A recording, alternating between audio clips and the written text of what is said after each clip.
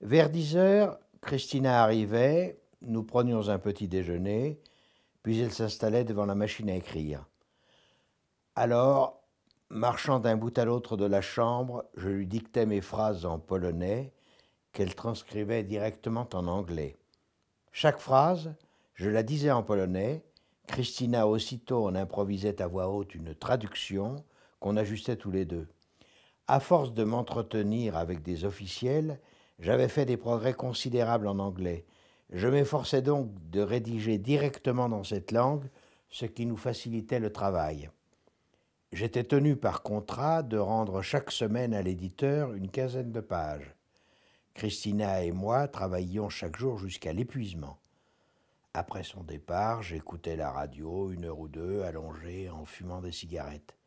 Puis je me mettais à réécrire les pages qu'elle avait tapées, car les souvenirs affluaient de toutes parts. Ainsi m'arrivait-il de me relever en pleine nuit pour ajouter un détail que j'avais oublié et qui donnait une consistance nouvelle à mon itinéraire.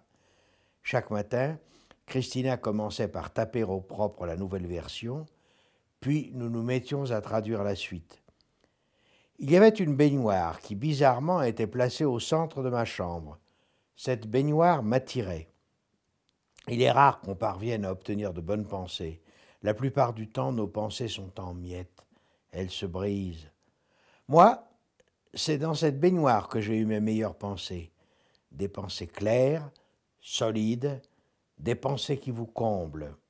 En remplissant le fond avec des couvertures et un oreiller, j'avais réussi à me confectionner un abri idéal.